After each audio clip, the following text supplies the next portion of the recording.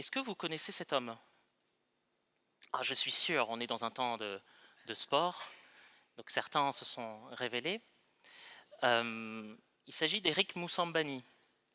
Pour ceux qui ne le savent pas, c'est un athlète de Guinée équatoriale qui s'est illustré au JO de Sydney en 2000, ayant le record du 100 mètres nage libre le plus lent. Alors, c'est bien parce que ça fait rire un certain nombre, et pourtant, il a gagné. Il a gagné sa série de qualifications en étant le plus lent. Pourquoi? Parce que les autres participants ont juste fait faux départ. C'est tout.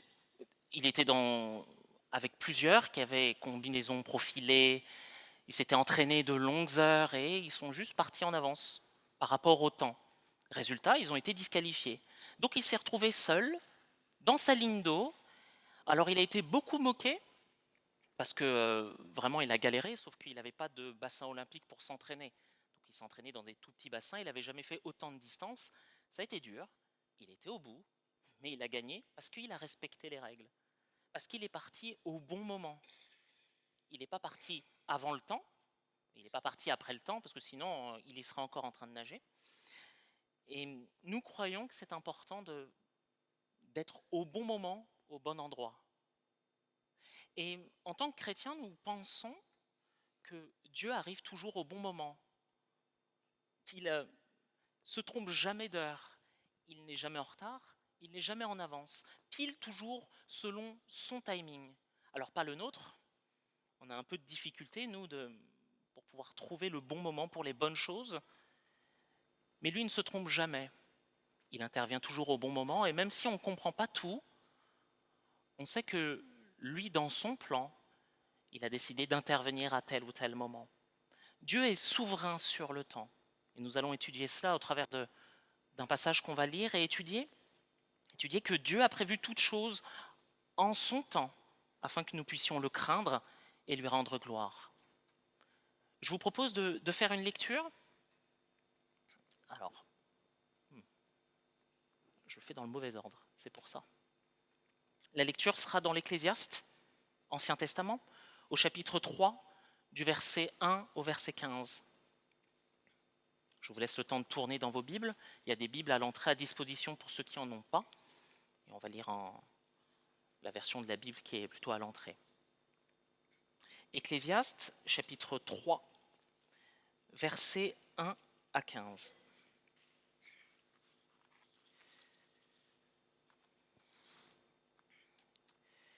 Je lis, version second 21. Il y a un moment pour tout, et un temps pour toute activité sous le ciel. Un temps pour naître et un temps pour mourir, un temps pour planter et un temps pour arracher ce qui a été planté. Un temps pour tuer et un temps pour guérir, un temps pour démolir et un temps pour construire. Un temps pour pleurer et un temps pour rire, un temps pour se lamenter et un temps pour danser. Un temps pour lancer des pierres et un temps pour en ramasser, un temps pour embrasser et un temps pour s'éloigner des embrassades. Un temps pour chercher et un temps pour perdre, un temps pour garder et un temps pour jeter. Un temps pour chercher et un temps pour perdre, un temps pour déchirer et un temps pour coudre, un temps pour se taire et un temps pour parler, un temps pour aimer et un temps pour détester, un temps pour la guerre et un temps pour la paix. Mais quel avantage celui qui agit retire-t-il de la peine qu'il se donne? J'ai vu quelle occupation Dieu réserve aux humains. Il fait toutes choses belles au moment voulu. Il a même mis dans leur cœur la pensée de l'éternité, même si l'homme ne peut pas comprendre l'œuvre que Dieu accomplit, du début à la fin.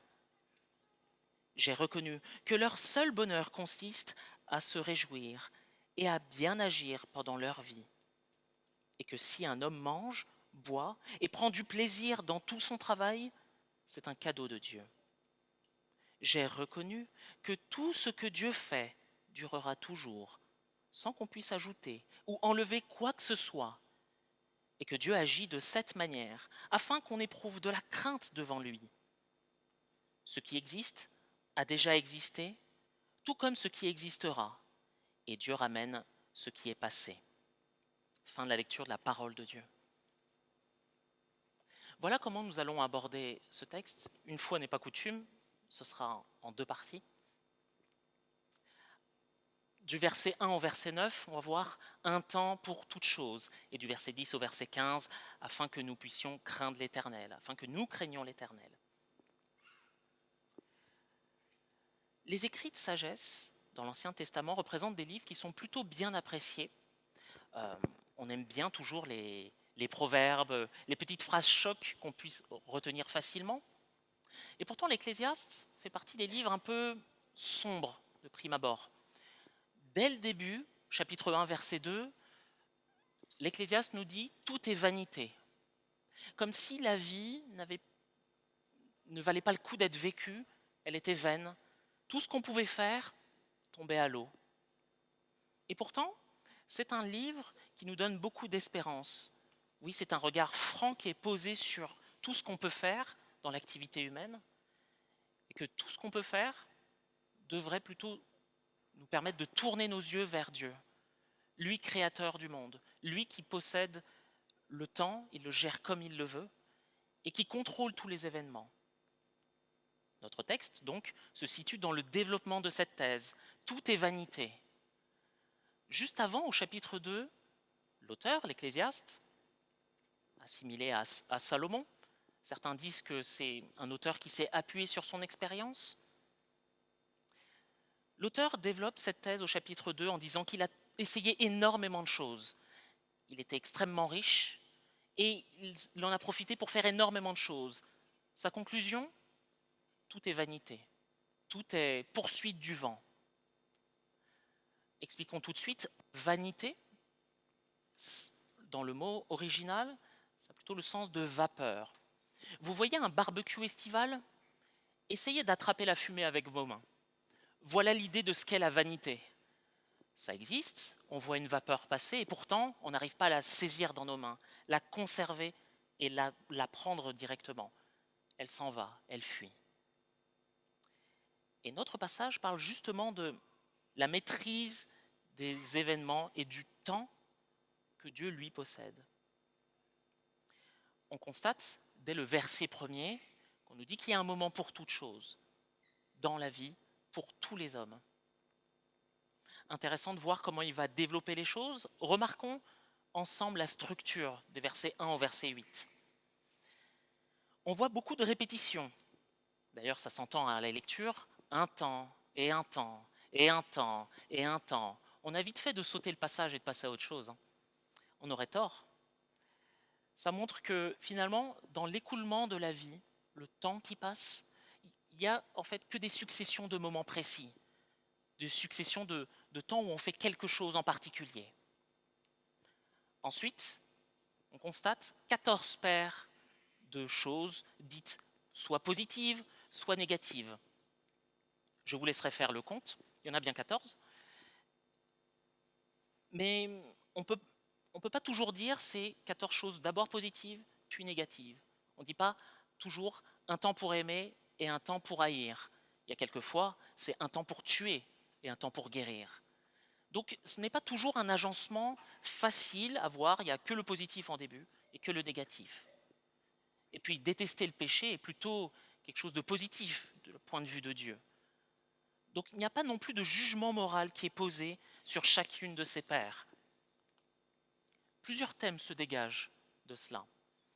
On voit le contrôle de la vie humaine, le contrôle de la vie végétale, le contrôle de la vie matérielle avec la démolition, le fait de bâtir, la réaction aux événements, le rire, les larmes, mais également comment le deuil est géré, se lamenter, déchirer. Et également tout ce qui va gérer l'intérêt de l'homme dans les affaires, comme chercher et perdre. Cet agencement pour moi, notamment avec le début, un temps pour naître et un temps pour mourir, c'est un peu comme une métaphore, un résumé de toute la vie humaine. Entre naître et mourir, on fait énormément de choses. Mais ces deux événements bornent la vie humaine sur Terre. Ils nous permettent de de faire un résumé avec ces 14 pères de tout ce qui va être vécu. Alors parcourons ces versets ensemble. Naître, mourir. C'est intéressant de s'arrêter un peu et de se dire que oui, ces deux événements vont arriver. On y pense très peu. À l'époque, la mort était quelque chose de bien plus présente que dans nos sociétés, parce qu'on gardait ses propres animaux et on les tuait soi-même, par exemple. Et les progrès de la médecine étaient tels que on perdait par exemple rapidement un enfant dans les bas âges, et quelques siècles auparavant, même en France, la mort était bien plus présente dans les familles. Elle existe toujours, mais on prend un peu moins le temps d'y penser. Et pourtant, entre naître et mourir, il faut se poser la question de pourquoi nous sommes peut-être sur Terre. Quel est le but de tout cela? Planter et arracher le plant, même principe, mais pour la partie végétale, où on peut nous-mêmes vérifier, arracher, ôter la vie de quelque chose, ou planter et pour pouvoir reconstruire quelque chose. C'est la même chose peut-être que tuer et guérir. Alors tuer ici, c'est plutôt blesser, ruiner, détruire. On ne parle pas d'assassinat en direct. Mais il existe des temps où la guerre fait rage. C'est encore le temps dans notre époque, pas dans notre pays, mais bien ailleurs, pas si loin de chez nous, où la guerre fait rage. Certains tuent pour défendre, d'autres tuent pour attaquer. Il y a d'autres temps où on peut guérir et panser les plaies. Démolir, construire, c'est le même principe. Soit on peut démolir pour de mauvaises choses ou pour de bonnes choses et reconstruire de nouveau proprement.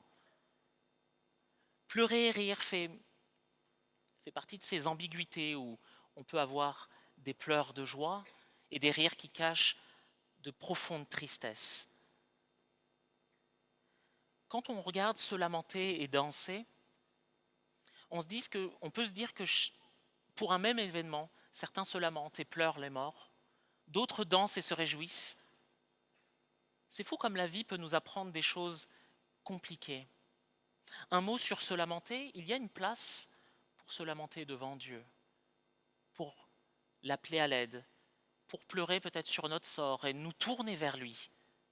Il y a une place qui existe. Un certain nombre de psaumes nous montrent de quelle manière le psalmiste s'adresse à Dieu, se plaint de sa propre situation et essaye de garder espoir. Quant à lancer des pierres et en ramasser, plusieurs interprétations. Je choisis celle où lancer des pierres sur un terrain pour le rendre impraticable, non fertile, non cultivable, c'est une manière de pouvoir aussi nuire à quelqu'un.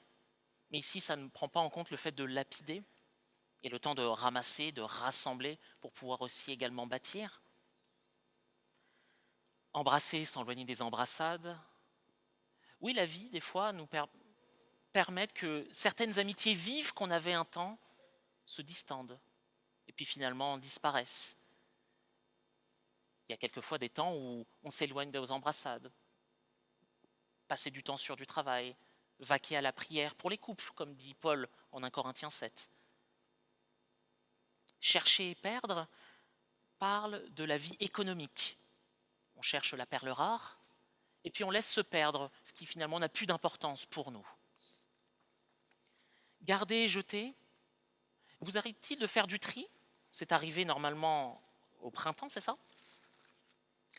Alors, si je ne fais pas de tri chez moi, en tout cas si mon épouse ne fait pas de tri, il risque d'avoir beaucoup de choses parce que les enfants amassent beaucoup. Le tri est important dans la vie. Et des fois, ce qui peut être important aujourd'hui ne l'est pas dans 10 ans. Et on sera capable de jeter, alors qu'on voulait garder quelque chose de très précieux. Déchirer et coudre, dans la partie où on déchire, c'est une expression à l'époque du deuil. Alors on ne déchirait pas totalement ses habits, on déchirait une partie de son vêtement pour montrer combien on était en deuil, affligé, consterné. Et puis après on passe le deuil, nous qui continuons à vivre, il faut avancer. Et même si c'est dur et on n'oublie pas ceux de nos proches certainement qui sont partis, qui sont morts, on recourt et on essaye d'avancer. Se taire et parler, difficile pour moi de me taire, je ne sais pas pour certains d'autres. C'est important de pouvoir aussi avoir des temps pour écouter l'autre. Et quelquefois, on choisit mal ce temps et on préfère parler, alors que se taire est bien plus sage. Et au contraire, d'autres sont dans le mutisme absolu et ne parlent jamais et ne se prononcent pas. Quand par exemple certains débats fustigent même la religion chrétienne, nos propres croyances, où on refuse quelquefois de parler pour éviter peut-être la souffrance. On arrive vers la fin sur aimer et détester, des sentiments de base, des choses qui nous arrivent de faire. Pas de jugement moral, comme je l'ai dit. Oui, il y a des temps où on déteste, où on ne tolère pas l'autre. Et il y a des temps où même on aime, mais on n'aime pas les bonnes choses. On aime ce qui nous fait plaisir. Et à l'inverse, quelquefois, c'est pertinent. Mais ce sont des temps avec lesquels nous vivons. Et enfin, la guerre et la paix. Quand les sentiments précédents sont exacerbés, voilà à quoi on arrive. À la haine totale, à la guerre, à la destruction. Et on constate dans notre histoire que beaucoup de paix se sont acquis dans le sang. On traverse la vie avec des moments positifs, bienheureux, bienfaisants, et d'autres plus graves, plus sombres. Et cela, l'Ecclésiaste le dit, c'est le quotidien de tous. On se retrouve tous dans une partie là-dedans. Alors plus ou moins, bien sûr. Certains vont vivre beaucoup plus de bonheur, d'autres bien plus de malheur. Est-ce qu'il faut chercher absolument tous ces temps et vivre tous les temps qui sont décrits? Je ne crois pas. Le but était d'expliquer un panel de tout ce qui se passe pour l'être humain sur cette terre. Certains pensent qu'il faut chercher que les moments positifs, le rire, la danse, la joie à tout prix dans tous les événements. Mais cela pose un problème. Déjà, par notre nature pécheresse, compliqué d'avoir toujours de la joie. On blesse, on fait du mal aux gens. Ça nous arrive parce que nous sommes pécheurs et que l'amour du prochain n'est pas toujours inscrit dans nos cœurs. Deuxièmement, la leçon à tirer plutôt de ces versets est qu'il n'y a pas que des montagnes dans la vie, il y a aussi des vallées, et qu'il faut savoir tout traverser.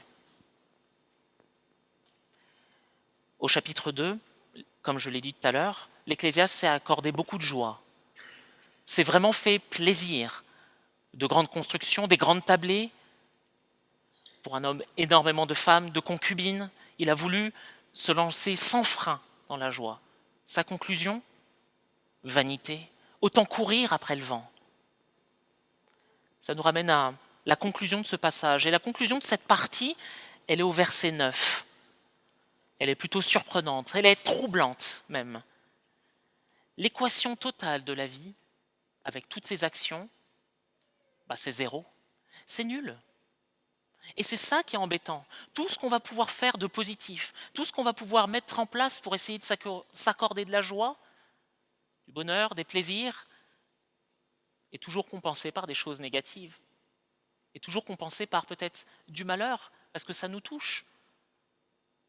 Une maladie, un parent qui meurt, des amitiés, des trahisons, il y a toujours une partie négative qui arrive.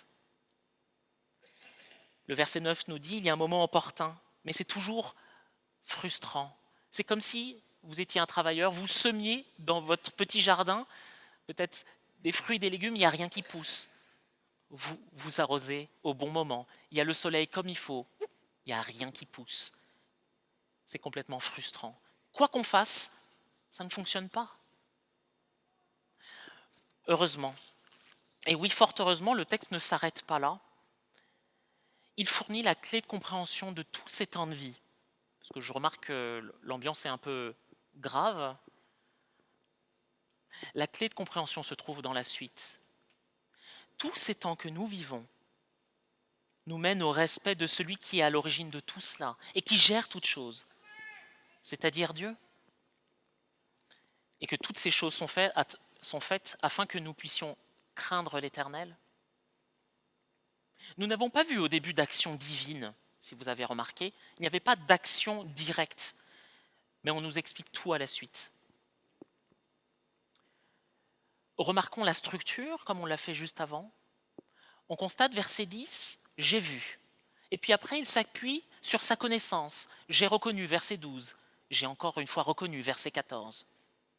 Ce qui nous donne une structure comme ceci. Versets 10 à 11. L'homme ignore que Dieu gère le temps comme il veut.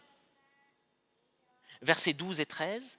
Alors l'auteur nous invite à saisir ce que Dieu nous donne, les moments que lui nous propose, on puisse les saisir et être reconnaissant pour ça. Et versets 14 à 15, parce que Dieu est pleinement souverain sur le temps. Son œuvre est parfaite et immuable. Il est toujours dans le bon timing. Alors craignons-le. Parcourons ces versets ensemble. Du verset 10 à 11, dès la création, parce que ça fait référence à cela, Dieu soumet l'homme à travailler.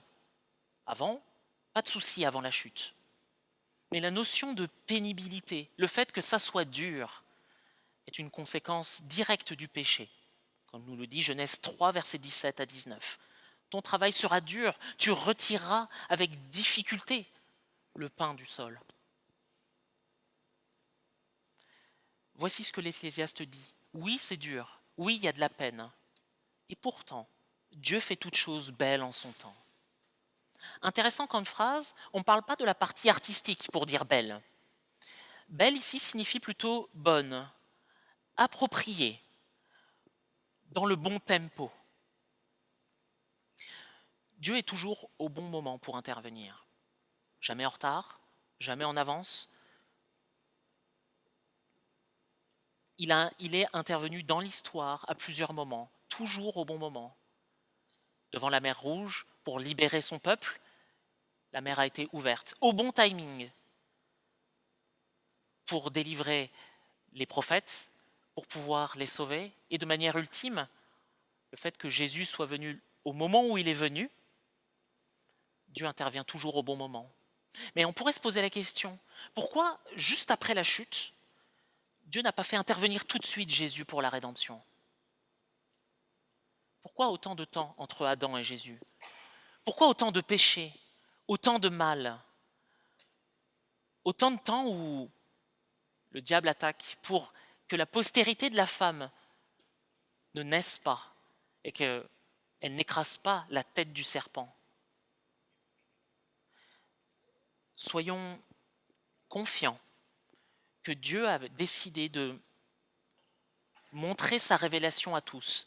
Et nous qui avons l'Ancien et le Nouveau Testament, la révélation scripturaire que Dieu a voulu nous donner, on peut voir toute cette révélation avancer, de voir de quelle manière Dieu s'est constitué un peuple, a formulé des promesses, a fait grandir ce peuple est tombé, il avait besoin de quelqu'un pour le sauver, alors Dieu a envoyé des juges, ça n'a pas suffi, il a envoyé des rois, ça n'a pas suffi, il a envoyé des prophètes, ça ne sauvait pas, il fallait Jésus-Christ, et il fallait arriver à ce point de la révélation pour que Jésus vienne, Fils de Dieu. Intéressant de voir que Dieu a fait ça en son temps, mais parce que son plan nous dépasse, et il nous dépasse de loin. Ô profondeur de la richesse, de la sagesse et de la connaissance de Dieu, que ses jugements sont insondables et ses voies incompréhensibles. En effet, qui a connu la pensée du Seigneur? Qui a été son conseiller? Qui lui a donné le premier pour devoir être payé de retour? Tout est de lui, par lui et pour lui. À lui, à lui la gloire pour toujours. Amen. S'agissant de nous, pourquoi dans ma situation difficile, pourquoi alors que je souffre, Dieu n'intervient pas? Ou pourquoi tarde-t-il? Est-ce qu'il va me délivrer? Être chrétien, ça ne veut pas dire qu'on a une garantie absolue que Dieu nous guérira physiquement sur cette terre. Ça ne veut pas dire non plus que Dieu nous épargne la souffrance, qu'il nous épargne la maladie. Et on a eu un beau témoignage ce matin illustrant cela. Je ne pourrais pas faire mieux en termes d'image, vraiment.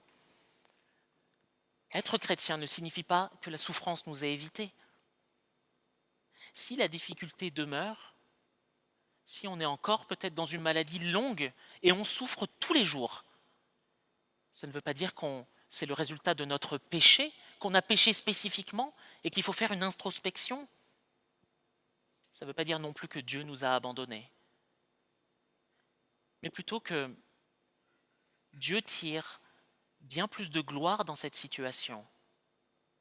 Il y a plus de gloire dans notre situation à apprendre à dépendre de Dieu fidèlement, à persévérer de longues années, malgré la douleur, malgré la souffrance, malgré les luttes.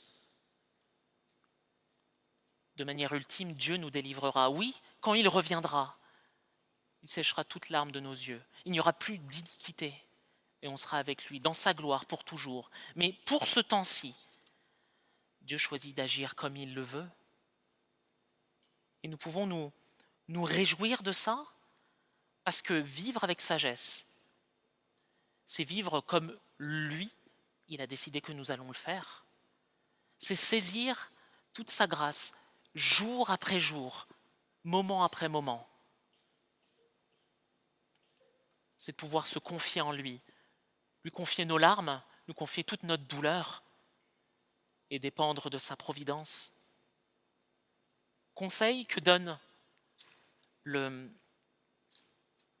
l'Ecclésiaste au verset 12 et 13. Voilà la sagesse qu'il expose. Tous les petits moments simples, il parle de manger, de boire, de jouir de son travail, c'est un cadeau de Dieu. Que nous puissions saisir les moments que Dieu nous donne dans les choses les plus simples pour pouvoir nous réjouir en lui. Et ne pas forcément courir après d'énormes choses, attendre qu'il y ait vraiment des choses énormes pour pouvoir lui dire merci. Mais même dans les choses les plus basiques, même si manger, boire, jouir de son travail est compliqué, que ce soit sous nos latitudes ou même dans d'autres pays, ça reste des choses simples. Et c'est là le cadeau de Dieu. Alors certains s'interdisent tout plaisir, décident de travailler à fond pour pouvoir se mettre à l'abri du besoin. Triste de voir que quelquefois ces personnes meurent avant le temps, avant d'en profiter. Vous en avez peut-être déjà vu, des collègues qui décident de travailler à fond et d'attendre la retraite pour pouvoir peut-être profiter. Et ils meurent trop tôt à notre goût. D'autres décident de dire, s'il faut profiter de tout, alors on va brûler la chandelle par les deux bouts. Allons-y à fond. Vraiment, prenons tout ce qu'on a et brûlons tout. Mais Dieu fera venir toutes nos actions en jugement. Et il y a besoin de vivre selon son regard, à lui et pas le nôtre. La plupart de nos besoins, entachés par le péché, ne le servent pas.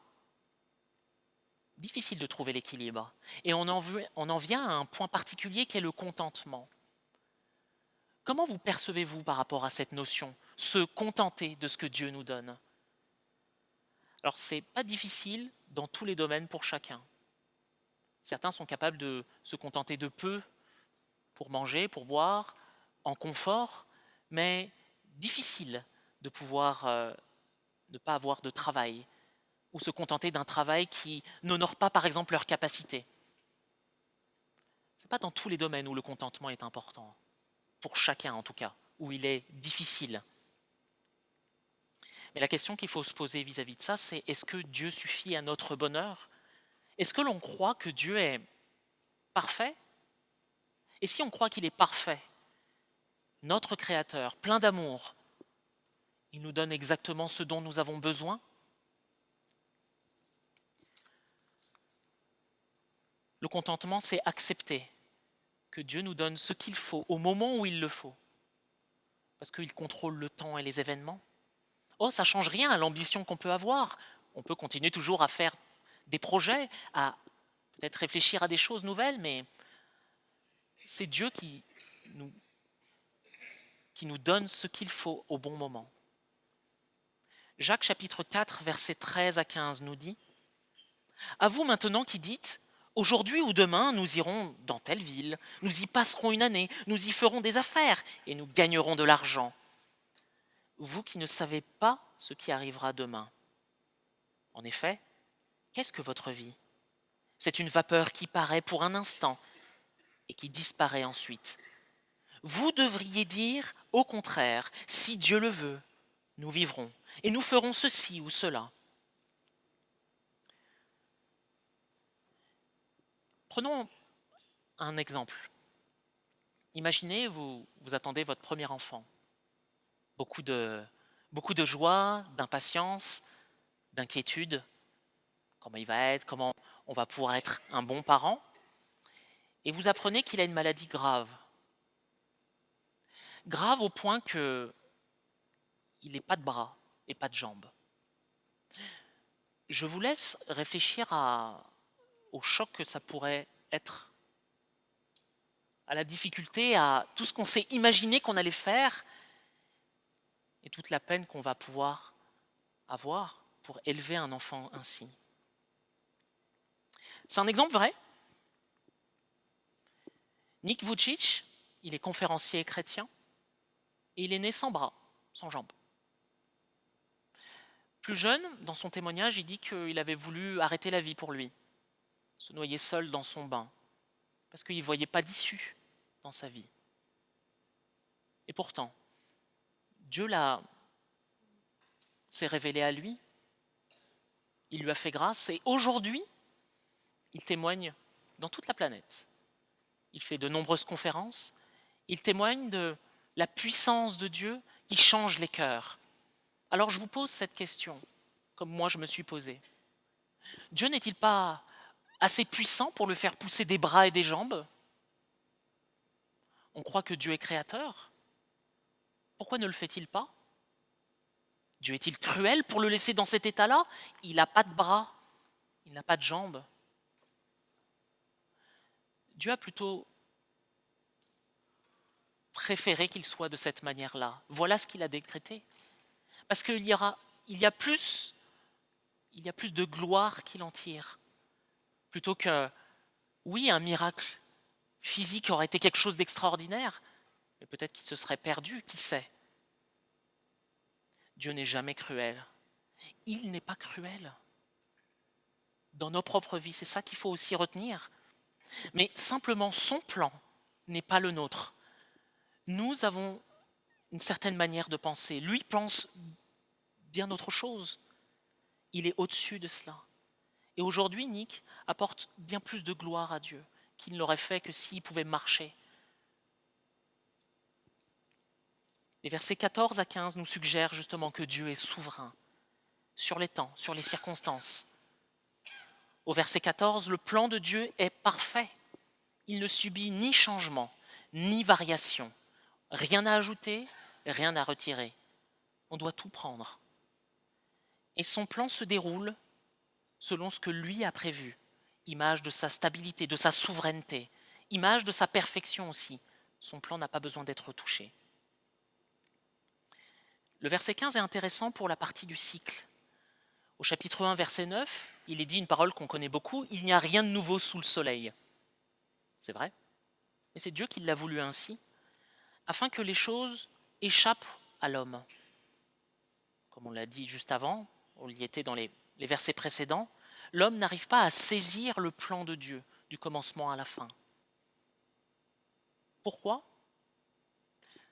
Pour que l'homme puisse tourner ses yeux vers Dieu, avoir une profonde crainte, un profond respect pour celui qui gère toutes choses.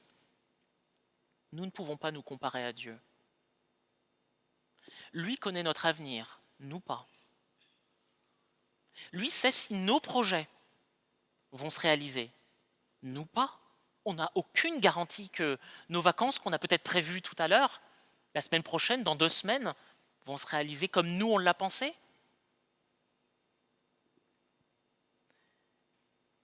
Nous sommes une vapeur qui passe. Lui est éternel.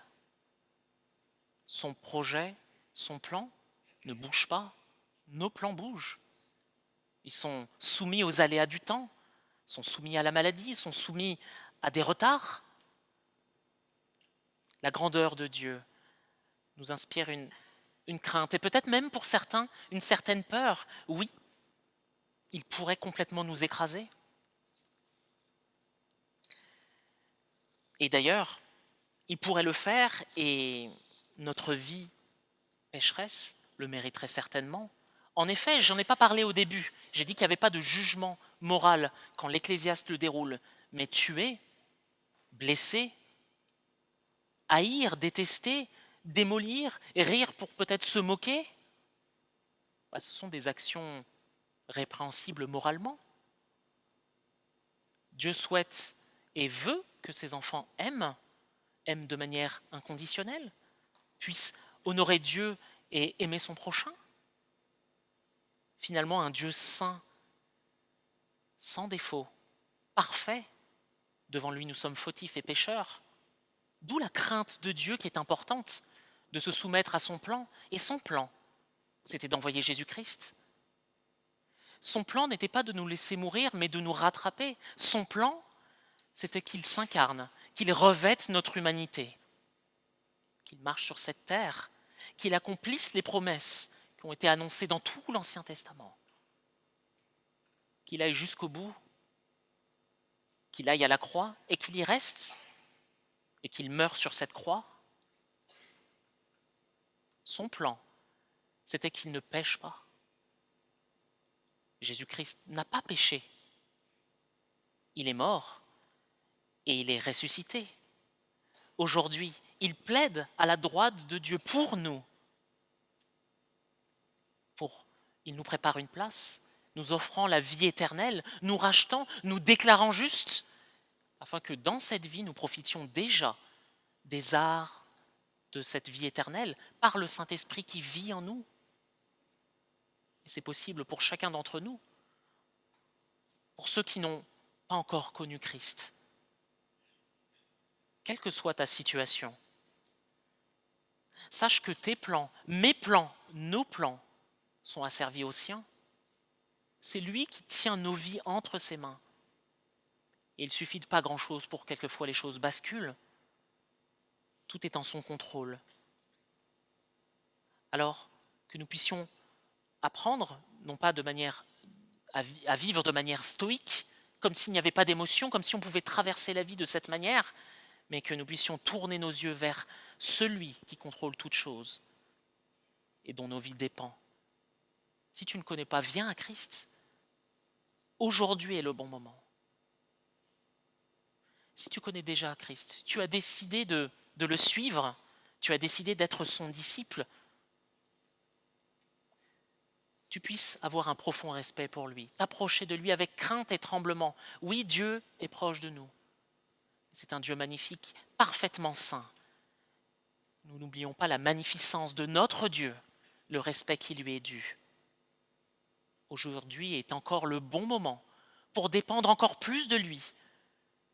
Si tu penses que tu peux t'en sortir seul, et des fois, notre ancienne nature nous dit ça. Sache que de dépendre de Dieu est bien mieux, son plan est bien meilleur que le nôtre. Ne soyons pas insensibles, mais que nous puissions dépendre de Dieu en toutes choses. Jacques 1, 17 nous dit « Toute grâce excellente et tout don parfait descendent d'en haut, du Père des Lumières, chez lequel il n'y a ni changement, ni ombre de variation. » Pour conclure, l'œuvre de notre Dieu est pour nous. L'œuvre de Dieu n'est pas contre nous. Le but n'est pas de nous asservir, mais de nous libérer du péché, libérer de la mort qu'on méritait. Sa gestion du temps, à lui, est parfaite. Que nous soyons encouragés, même dans des situations difficiles de la vie, qu'il est au gouvernement de toutes choses. Je conclus par ce psaume. Que toute la terre craigne l'Éternel. Psaume 33, versets 8 à 12. Que tous les habitants du monde tremblent devant lui, car il dit, et la chose arrive. Il ordonne, et elle existe. L'Éternel renverse les desseins des nations, il anéantit les projets des peuples.